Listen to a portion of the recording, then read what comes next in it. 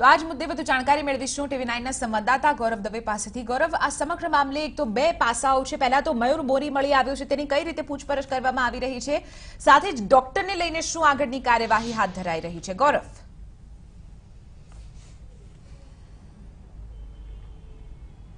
ચિત્રા, જે રાજકોટના જે બોગસ ડોક્ટર શ્યામ રાજાણી દ્વારા જે ગીર સોમનાથ જિલ્લાના જે પ્રાંસલી ગામનો મયુર મોરી તેનો કમ્પાઉન્ડર હતો અને તેને મારવાનો જે વિડીયો સામે આવ્યો હતો, હવે એક બાદ એક નવા વિવાદો શરૂ થયા છે। કારણ કે જે રીતે શ્યામ રાજાણીના હોસ્પિટલમાંથી જે સરકારી દવાનો જથ્થો મળી આવ્યો, સાથે સાથે તેની જે ડિગ્રી હતી તે પણ બોગસ હોવાનું સામે આવ્યું છે। એટલે ક્યાંક ને ક્યાંક આખો એક વિવાદ નવું જ સ્વરૂપ ધારણ કરતો હોય તેવું ચોક્કસ જ લાગી રહ્યું છે। પરંતુ જે રીતે પોલીસે શ્યામ રાજાણીની ધરપકડ કરી છે અને પોલીસ દ્વારા જે તપાસ કરવામાં આવી રહી હતી, એ દરમિયાન મયુર મોરી છેલ્લા 22 દિવસથી ગુમ હતો અને મયુર મોરી ગઈકાલે મોડી રાત્રે પોલીસના હાથે લાગી ગયો છે।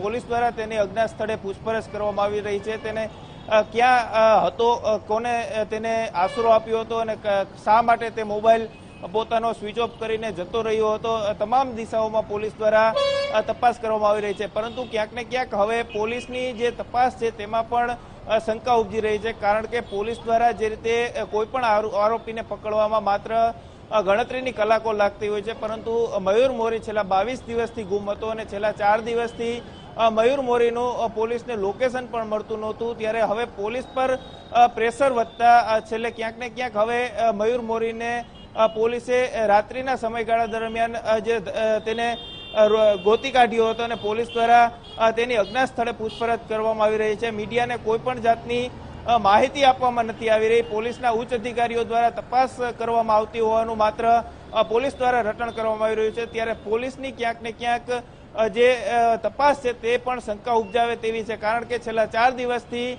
શ્યામ રાજાણીની પોલીસ પૂછપરછ કરી રહી છે અને પ્રેશર ટેકનિક પોલીસ દ્વારા અપનાવવામાં આવતી હોય તેવું ચોક્કસ જ લાગી રહ્યું છે। જોકે હવે મયુર મોરી પોલીસ પાસે આવી ગયો છે અને પોલીસ આજે બપોર સુધીમાં પત્રકાર પરિષદ યોજીને પત્રકારોને માહિતી આપે તેવી શક્યતાઓ પણ વ્યક્ત કરવામાં આવી રહી છે। જો સુધી પોલીસ કોઈ પણ ઉચ્ચ અધિકારીઓ દ્વારા આ મામલે ફોડ પાડવામાં નથી આવી અને જે પોલીસ દ્વારા અલગ અલગ જે દિશાઓમાં તપાસ કરવામાં આવી રહી છે, તેમાં પોલીસે આજે જે ડોક્ટર શ્યામ રાજાણી અને તેના પિતા હેમંત રાજાણી છે તેને વિરુદ્ધ બી ડિવિઝન પોલીસ સ્ટેશનમાં જે સરકારી દવાનો જથ્થો અને લોકોના આરોગ્ય સાથે ચેડા કરવાનો જે ગુનો દાખલ કરવામાં આવ્યો છે, હવે પોલીસ વિવિધ દિશાઓમાં તપાસ કરે છે। ત્યારે હવે પોલીસ તપાસમાં શું બહાર આવે છે તે જોવું મહત્વનું રહેશે। બિલકુલ આભાર ગૌરવ, સમગ્ર મામલે જાણકારી આપવા બદલ। તો આપને જણાવી દઈએ કે મયુર મોરીની અત્યારે સઘન પૂછપરછ હાથ ધરવામાં આવી રહી છે, સાથે જ જે ડોક્ટર છે બોગસ ડોક્ટર તેની પણ પૂછપરછ કરવામાં આવી રહી છે। મહત્વની વાત છે કે બપોર બાદ અહીં પોલીસ તરફથી સમગ્ર મામલે કોઈ સ્પષ્ટીકરણ અહીં કરવામાં આવે।